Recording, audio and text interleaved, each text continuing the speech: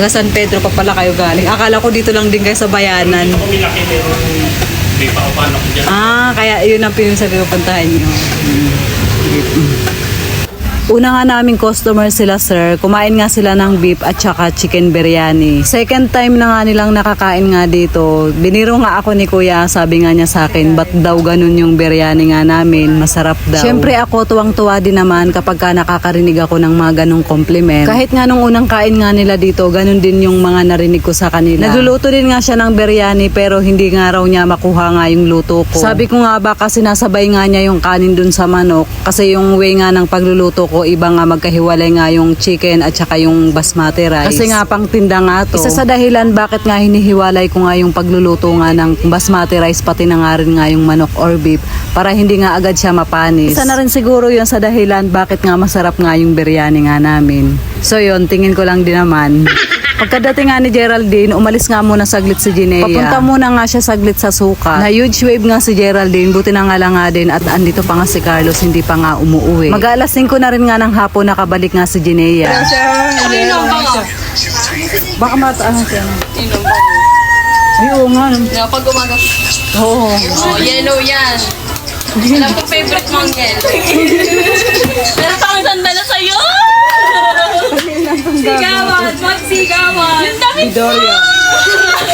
Malinis na ba yan? Oo! Bango. Pinatatan niya kung hindi man yung naglaban yan. Bango. Laban na. Serious naglaban yan. Serious na nagalawa.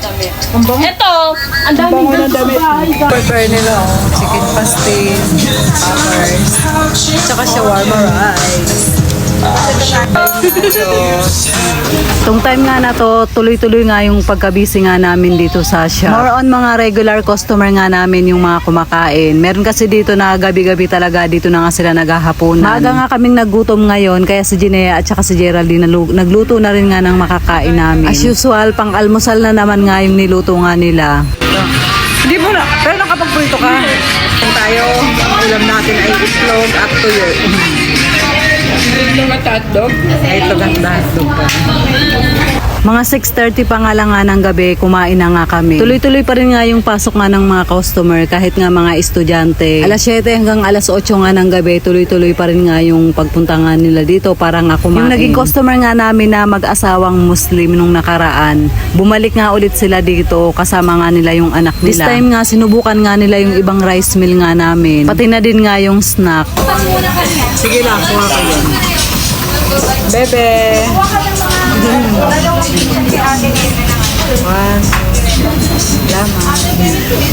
Alas 9 naman ng gabi, nagchat nga sa akin si Kate, yung nag-aayos naman ng buhok ko. Tinanungan niya kung open pa nga kami, sabi ko nga oo. Kaya nagpa-ready nga siya ng 2 beef biryani kasi nga magda-dine in nga daw siya dito. Kasama naman ng kaibigan nga niya. Inabutan na nga sila ng ulan sa daanan kaya basang-basa nga sila nung pumasok nga dito sa amin. Then yung mga last customer naman namin na nagtatrabaho sa call center dyan sa may South Park. Nagpa-advance order na nga sila para pagdating nga nila dito, kakain na lang din sila. Pag sila naman yung customer nga namin, mas mabenta naman yung chicken inasal namin, pati na rin nga burger. So yun na guys, hanggang dito na lang po yung ating video for today. Maraming salamat po sa inyong panonood. Mag-iingat po kayo palagi. God bless and babush!